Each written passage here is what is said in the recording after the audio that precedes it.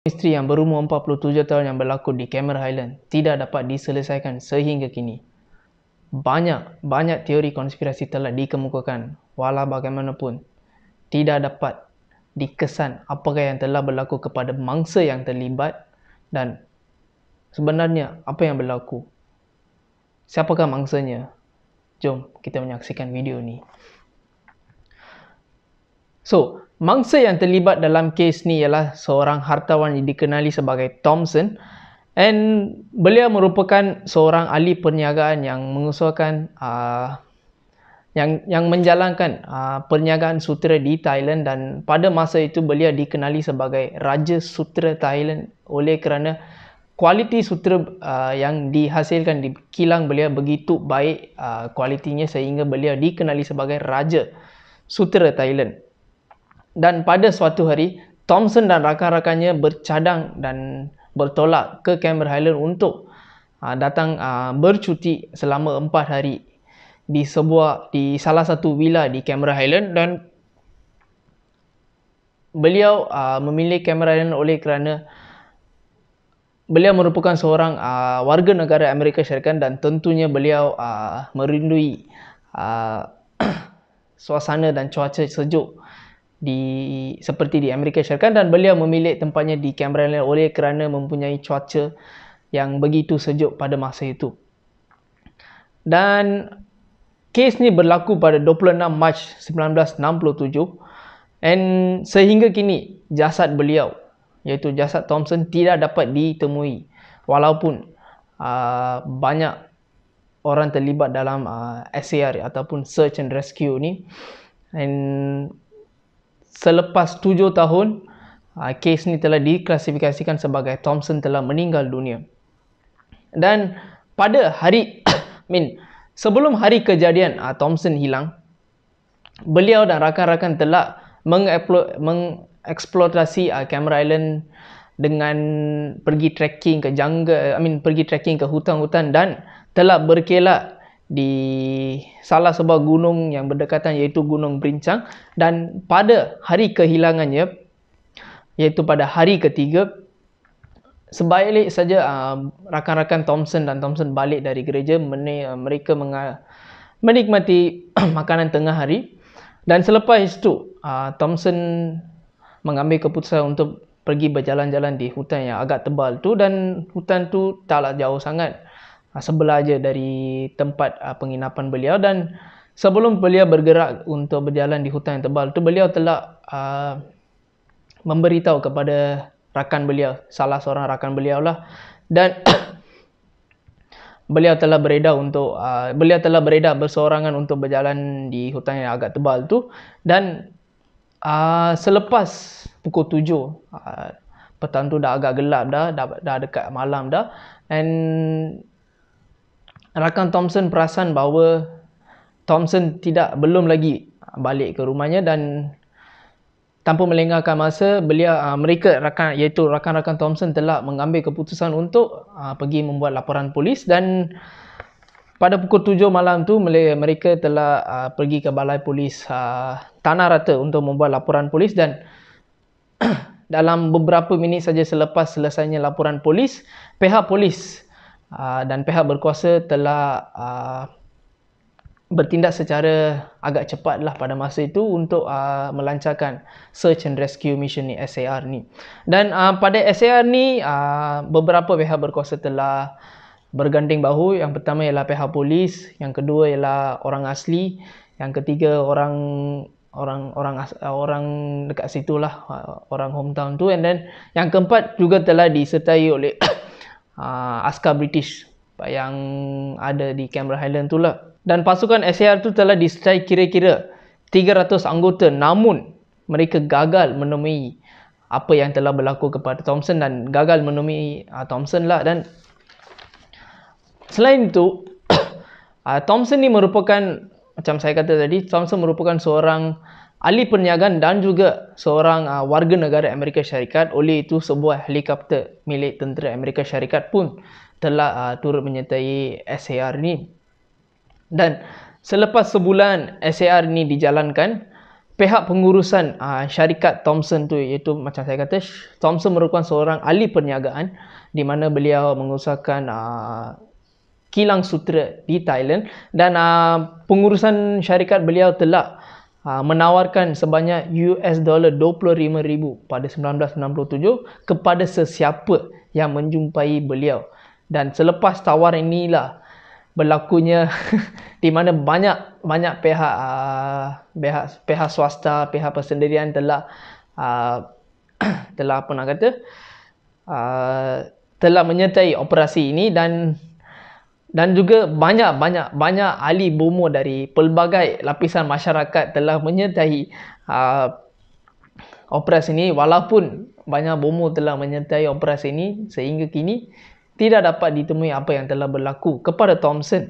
Tetapi banyak teori konspirasi telah dikemukakan kepada pihak media lah, pihak surat khabar dan banyak-banyak orang apa yang telah berlaku, dan saya ingin berkongsi kepada penonton-penonton bahawa apa teori konspirasi tersebut. Dan teori konspirasi yang pertama ialah Thomson telah dibunuh oleh Amerika Syarikat itu sendiri, oleh kerajaan Amerika Syarikat. Thomson merupakan seorang warga negara Amerika Syarikat. Kenapa pula dia nak dibunuh oleh tentera ataupun pihak berkuasa Amerika Syarikat? Okey, kita nak tengok ni sejarah Thomson ni. Sebelum Thomson menjadi seorang ahli perniagaan, beliau merupakan seorang ahli CIA, special agent lah. CIA tentunya kita tahu jika kita ada menonton movie-movie US macam ni, tentulah kita tahu ahli CIA. So Thomson ni merupakan seorang bekas ahli CIA, dan semasa perang US Vietnam, perang Amerika Syarikat Vietnam, Thomson telah dikatakan telah bersikap secara berkemanusiaan dan telah menyokong pihak Vietnam, di mana dalam perang US Vietnam ni Amerika Syarikat tipis-tipisnya kalah di tangan Vietnam, dan mungkin ini telah mencungkil kemarahan pihak Amerika Syarikat yang membuatkan sehingga Thomson ni dibunuh oleh pegawai Amerika Syarikat itu sendiri. Yang ni teori konspirasi yang pertama. Yang kedua dikatakan teori konspirasi yang kedua dikatakan ialah semasa Thomson menjadi seorang ahli perniagaan sutera di Thailand, beliau ditugaskan, ini teori konspirasi lah, beliau ditugaskan sebagai seorang perisik kepada raja dan kerajaan Thailand, dan ini telah diketahui oleh pihak Thailand, di mana beliau, walaupun beliau sebagai seorang ahli perniagaan, beliau telah ditugaskan untuk menjadi telinga dan mata bagi CIA lah. So yang ini telah diketahui oleh pihak Thailand, dan semasa beliau datang ke melancong ke Malaysia, mungkin kerajaan Thailand telah membunuh beliau dan membawa balik, ataupun membawa balik beliau ke Thailand. Mungkin ada kemungkinan besar untuk berlaku. Inilah teori konspirasi yang kedua. Yang ketiga, beliau telah dibunuh oleh rakan-rakan beliau yang sendiri.